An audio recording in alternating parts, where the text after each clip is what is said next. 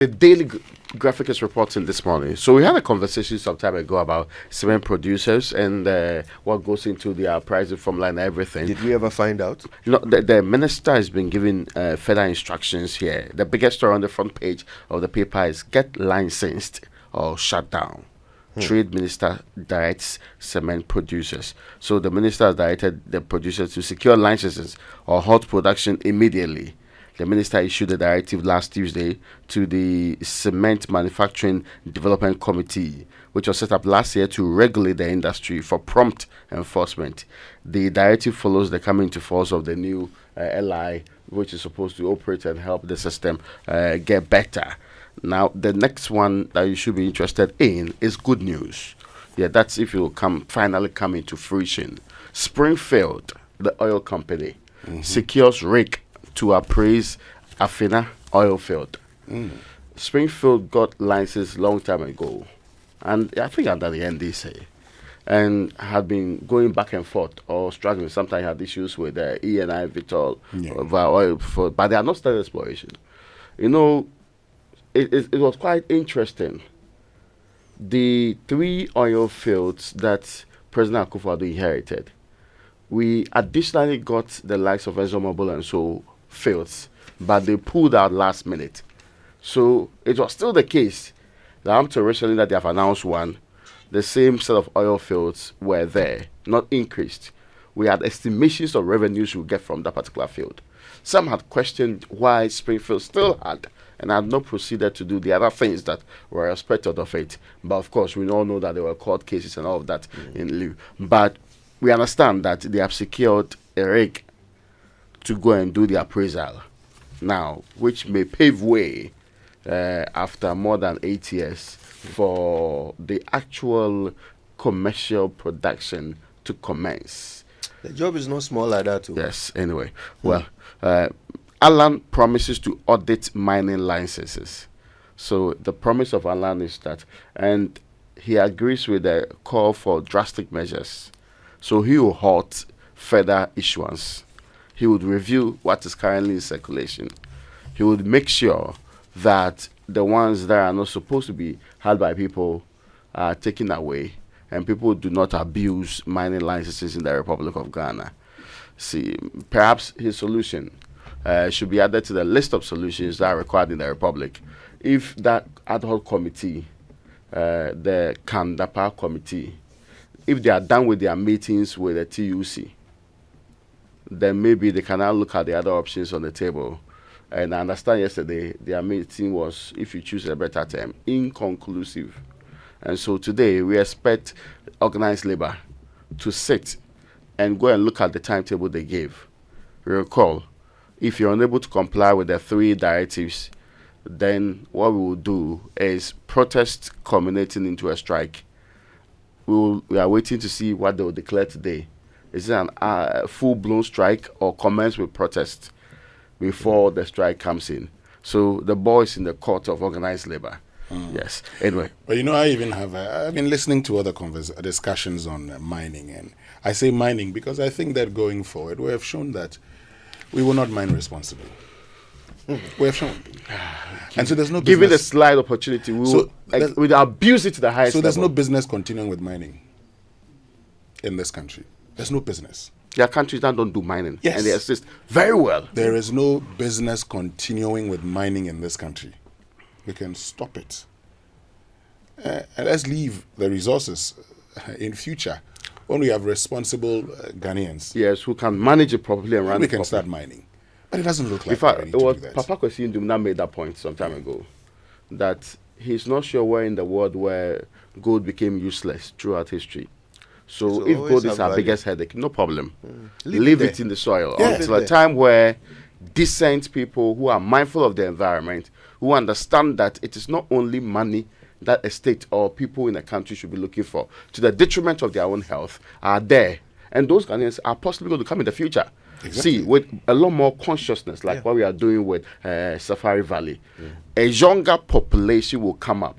Their interest will be not only getting money, their interest will be safeguarding the vegetation and their water bodies. And because they'll be saying we are irresponsible. They'll be saying so. They'll say, oh, that generation, they were very responsible. They were just doing things anyhow, like 14th century cavemen. But when they advance it forward, they'll say they'll do something different. So, I mean, it's not a terrible idea. We pretend that resources, because we are very lazy people and like easy money we can easily abuse. We pretend that resources from the easy to get sources, just mount a mining firm, just get the money from the ground. That's okay. Not the deeper thinking that requires. The countries that don't have mining firms in this world today, some of them, they are surviving very well. Oh, yeah. And you see, and we're talking about oil. It's the same conversation we started having about oil. Being shot in the arm, being whatever, but still with the inside. I insist that there are certain things that are far more important than money, far more important than votes. Water is one of those things. And if at this point, mining is a threat to our water, our forests, our land. I mean, this idea of mercury poisoning your earth for 3,000 years. Come on. Why are we okay with that? So if this is what we have at risk, then I beg you, stop it. Stop all the mining. Stop it all. If we will end up paying judgment debt, let's pay it and save our ecology, save our environment, save it for the future, because there's nothing more valuable than that. So, to be perfectly honest, all of these politicians going around promising that we'll come and teach you how to mine responsibly and all. And by the way, some clarification came. Yesterday we mentioned Professor Nana Jino Pokwajiman talking in Amenfi and telling them that they will not stop the mining, but they will teach them how to mine without polluting the water. So there's been some clarification that yes, what she meant was not illegal mining, but legal mining. We are saying we don't care. It doesn't matter. Keep the water clean. Even though she mentioned categorically Galamsey. Yes, several times. Yes. My very good old professor at some point in time taught com skills also. At the Professor of English. Professor of English. And she understands ambiguity very well. You cannot say Galamsey. I'll let you do Galamsey. What is responsible about an illegality? What is responsible about an illegality? You're teaching people how to do what? Galamsey and not destroy water bodies so they can destroy the forest? But this is the same thinking that led to these so-called, small-scale mining. Let's shut down for a few months. Let's go around it. We will teach them how to do it right. Then we'll give them more licenses. This is what has brought us to this point. We can do without mining. Yeah. Let's get to the Daily Guide and listen to this. Ghana secures $30 million to protect forests. Yeah. I saw the story was going around. Yes. We're not shameful. Let us sink in for a minute. Yeah. Let me continue with other stories. Think about that while I continue with other stories. There's a sad one here. And that $30 million, one of those mining firms in the forest can make it easily. Oh, yes. A Brie girl's headmistress dies in Italy. Yes. She was there for a conference on education, and unfortunately, she passed on. May her soul rest in peace. Our condolences to the family and loved ones. Also on the front page says Samira Baumia campaigns for Baumia in Akwitia. Haptel debanks false ECG contract claims. They say together with other third parties, they developed a system that cost $12 million and not $25 million as would have cost them, but for Haptel getting involved. Also here on the front page, Saglemi housing project begins in November. That's according to Kojo Opon-Krumah. Yes, you heard right. They say they're currently in discussions with two shortlisted companies, and one of them will get into the site in November to continue with works on the Saglemi project. When you said the beginning, I thought you were going to distribute it in November. No. No. Yeah, but that's what I really thought. But it's a beginning. Well, because it began several years. Yes, beginning there. So the period has stopped. It began long time ago. Don't be mischievous. So they mean resumes. Don't be mischievous. You know that project stalled. Right after the new government took office. Yes. The doors and every furnishing. Actually, it stalled before. It stalled before the new government took office. It stalled in 2013 or something. No, it was commissioned in 2016. Yeah. By John Really? Mahama. Yes. It was commissioned in 2016 by John Mahama. Then in 2017, well, a new government takes over. We kept going round. They raised issues about financial propriety, propriety and everything. That Collins- all came after the new Yeah, government came yes, into yes, office. yes. Interesting. So now interesting. there's going to be a PPP. So government doesn't have the money. The private developer would, invest, and there would be a sharing mechanism. So that is not stated in no the story. longer affordable housing. Do we know how much it will cost us now, mindful of the great time we spent, almost 8 years, making sure that the building and thieves in the Republic will go and steal small things from the place, other things will deteriorate and all of that.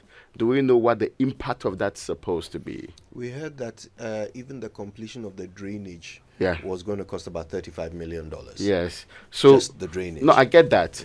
But I'm talking about the period we left it and was having conversations about who So should restoring what has been yes, destroyed, yes. basically. Because right, when you start a project and you leave it for a very long time, sometimes the amount of work that's required and There's deterioration, and so you yes. have to spend more. Yeah, and working on Now, that.